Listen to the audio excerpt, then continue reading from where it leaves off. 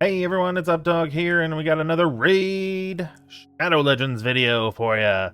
Today we're going to be talking about the second half of the other video that goes as a pair, goes together as a pair. We're talking about debuffs today, so all about all the debuffs in the game. If you want to check out my other video where I talked about the buffs, then make sure to go check that out. But before we get into it, we've got a QR code above me here to talk about, and we've got a link down below to talk about, down below in the description. So the QR code and the link both do the same thing, however you prefer to use either. But if you use that to download Raid Shadow Legends onto a device that you've never used before, maybe you use an emulator, maybe you have a new phone or a tablet or whatever it is, you will get the legendary Eleanorill right off the bat, right when you download. She's really good. I like her a lot. And then at level 15, you'll get a character by the name of Tagore. He's been really good for me as well. He gives extra health to his allies, just a general stat boost to the health to all of his allies. So that's pretty great. And then level 30, you'll get Ugo, another character, and then I'm going to put all the promo codes down below as well that you can use. So get you a really great start, really great head start to the game if you use all of those and everything. So with that being said, we are going to talk about some debuffs in the game. Not just some, I guess, all of the debuffs in the game. So just thought I'd go over what each of them does. And when you see them, then you know what happens or what's going on. So first up is going to be the block buffs debuff. And all buffs applied to the champion with this debuff active are automatically blocked and have no effect. So yeah, other games have this kind of debuff as well. It's fairly powerful actually. So yeah, that characters can't get any buffs until it expires. So, or unless if it's cleansed or whatever. Yeah, pretty good mechanic. That's always helpful or harmful, depending on how you look at it. Helpful if you're using it against an enemy, harmful if it happens to you. So there we go. So we have, next up is a block active skills debuff. Prevents the champion with this debuff from using their active skills only when this debuff is active. The champion can only use their default or passive skills until the buff expires. So yeah, only use your basic, you can't use your special or your ultimate. So yeah, there you go. That's another common one in games like this. It is also one where it's definitely helpful if you have it put on your enemies, but it also is not fun when you have it happen to you. So whoops, I keep going and getting a little bit too far ahead of myself. So the next one is going to be block passive skills. Now this is one I haven't seen in very many games. This one's interesting. So prevents the champion from using their passive skills, only obviously when it's active. The champion can only use their default or active skills instead of their passive. So if other games use this, that would be pretty crazy. I'm kind of surprised. I've never seen this one myself, or at least haven't paid attention really to it. Close enough maybe, but pretty self-explanatory, but pretty powerful, I'd say, depending on, what kind of passive you're shutting down. So alright, next up is going to be heal reduction. Any healing received by the champion while this debuff is active is reduced between 50 and 100%. So this would be like the 50% icon. This would be 100%. And yeah, there you go. So reduce the healing, could shut it all the way down potentially, depending on how strong the skill is. So other games I know have this as well, and definitely helpful for shutting down a lot of characters that heal either passively or with like a spot heal type thing. So pretty standard, I guess I should say. I was gonna say basic, but it's pretty standard kind of debuff for a game like this. So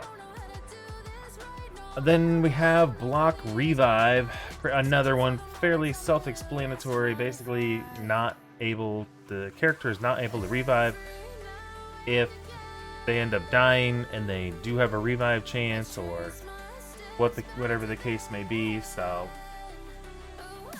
a little tip here, I guess this is particularly strong against the Ice Golem dungeon, where the boss is able to revive his fallen allies, and in the arena where I guess the teams with champions that if there are champions that can revive, obviously this would be pretty powerful against them. So good tip there to use characters that have the block revive, or champions I should say, against the Ice Golem dungeon. Great tip there. And let's see, next is Bomb.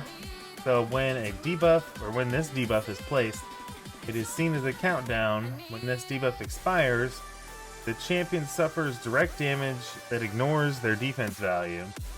Damage inflicted by the bomb scales in accordance with the stat indicated within the champion's skill description. Okay.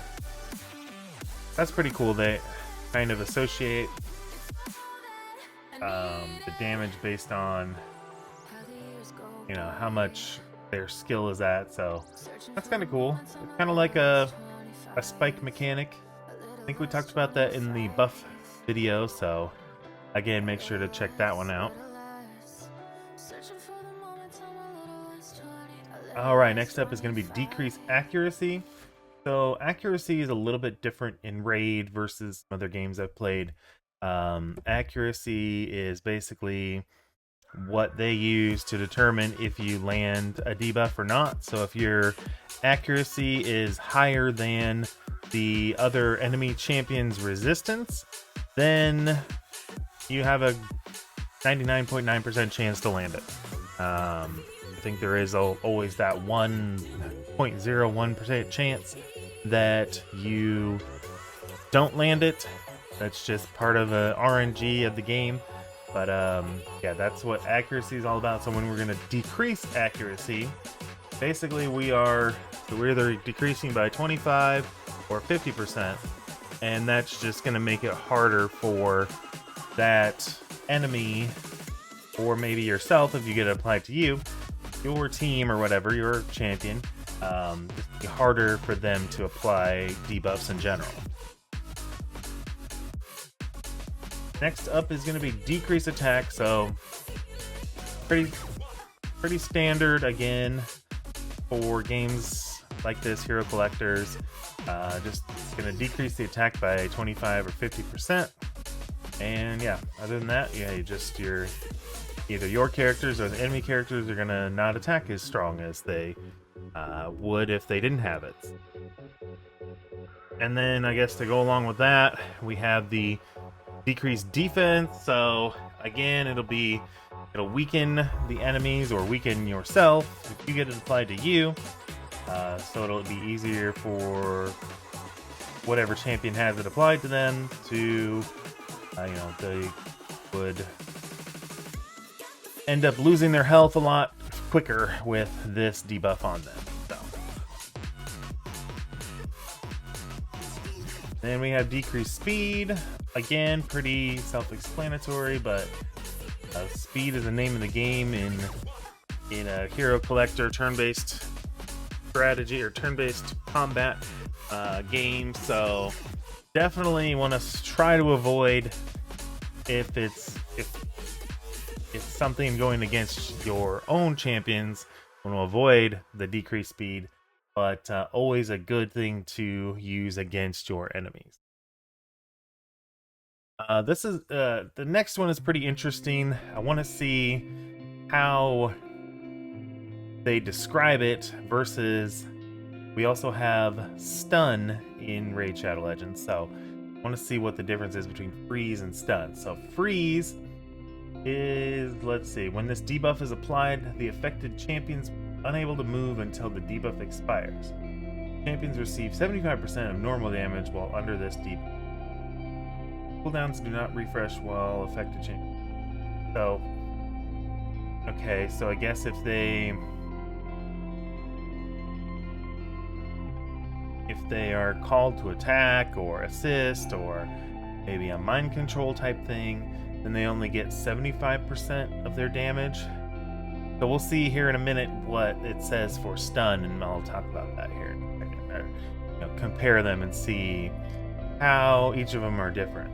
And then maybe they're not different. Maybe they are the same and they just call it freeze and stun, just depending on what kind of magic or abilities or whatever it is, just to kind of differentiate them. We'll have to see here in just a couple minutes. But first we have the HP burn. So while this debuff is active at the start of the affected champion's turn, they and all their allies take equal damage to 3% of their max HP. There can only be one HP burn debuff active on one champion at a time. Okay, so it doesn't stack. It doesn't add on the damage and make it multiply, I guess. So you can only have it once. 1 HP burn per character, per champion. So I do like the mechanic here, though. Some other games I played have a similar one, but yeah, I like this one. Next up is Hex, and this debuff is special in that it doesn't have an impact on the champion with the debuff until another champion interacts with it. So, impact of Hex champions is normally significant and can lead to powerful damage. So, basically, you have to bait the enemies to hit your champion that has this Hex, and then it seems like it's going to be kind of like a spike mechanic as well. Pretty interesting stuff there. Leech kind of looks like a drop of blood here. Any champion that attacks a champion with this debuff active heals for 18% of the afflicted damage. That's really cool. So if you put this out on an enemy and then you attack that enemy again, then you actually heal for 18% of the damage that you put out there. That's pretty cool. I like that. That's a cool mechanic. And then we have Poison. Damages the target champion by 2.5 to 5%, depending on how strong it is here. So that's how you can tell the two icons there. Damage scales in accordance with the target champion's max HP. Buffs like block damage will ignore incoming damage. So if a shield is active, the target champion, the poison will be applied to the shield for... Okay, so that's good. I know in other games that I've played that if there's a similar mechanic to this, it actually takes away the health and it doesn't take off the shield first. So that is something to note if you are brand new or newer to the game. That actually in the player's benefit, I would say. Then we have Poison Sensitivity. When this debuff is applied, poison damage taken by the recipient is increased by 25 or 50%, depending on the champion used to apply it. Oh wow, and look out for some comps like that. That would be good, a good combination to use when going against dungeon bosses and stuff. Alright, next up is Provoke. The champion with this debuff can only attack the champion applied the debuff for the indicated amount of turns under the champion's skill description.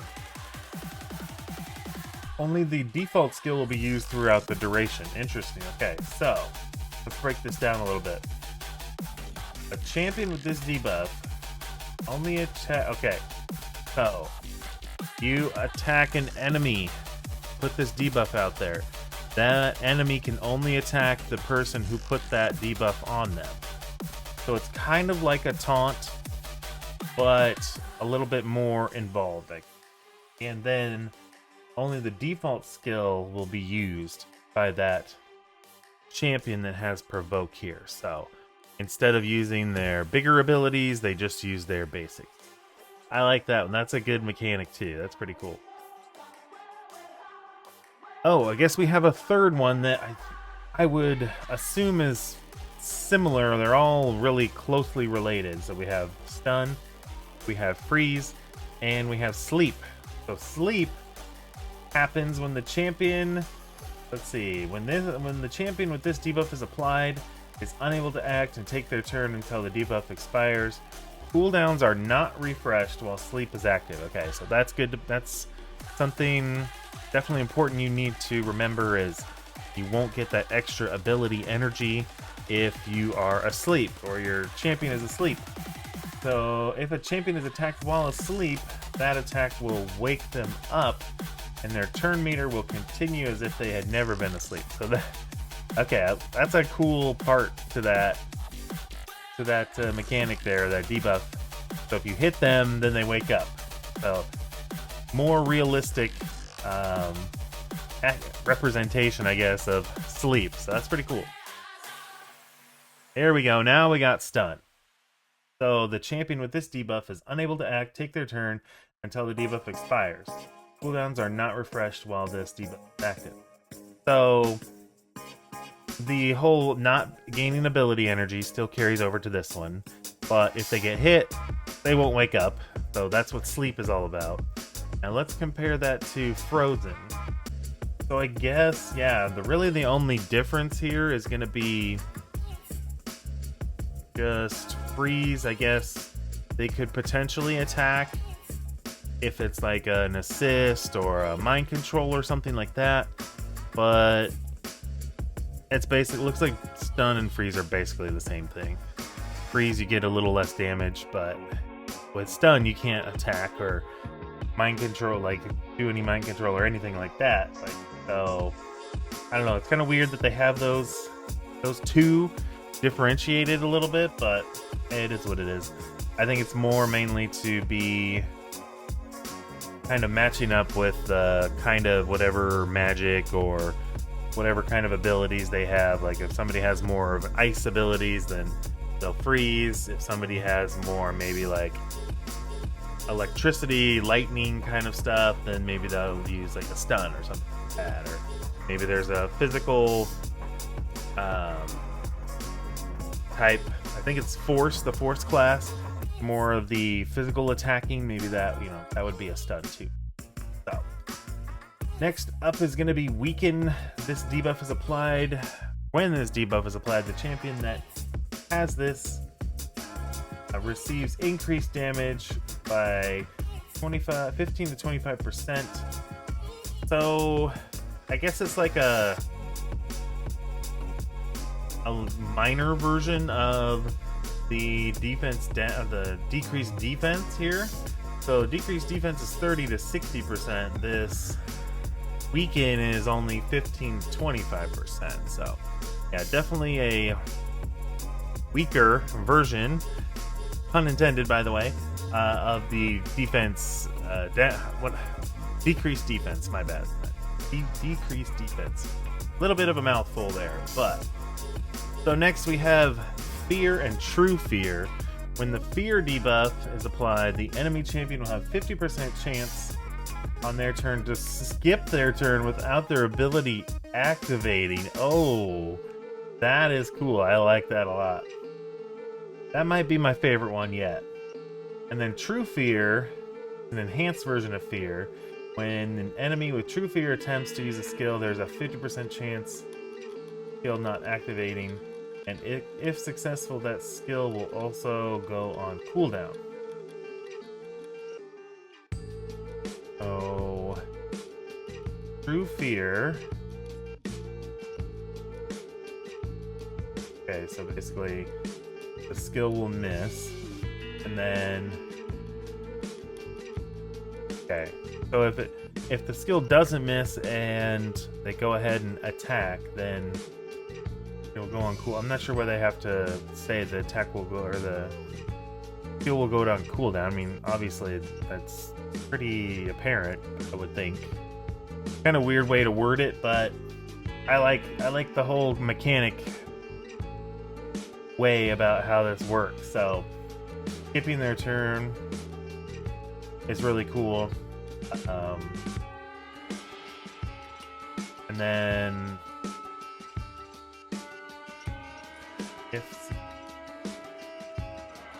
so I get, maybe they're meaning if the skip is successful, if the skipping of the skill is successful, then it'll wipe out the cooldown on that skill. I think that would probably make more sense to me. I've never seen this one before, but yeah, that's what it sounds like it would happen. So since that's the case, that's pretty crazy. Definitely one to look out for.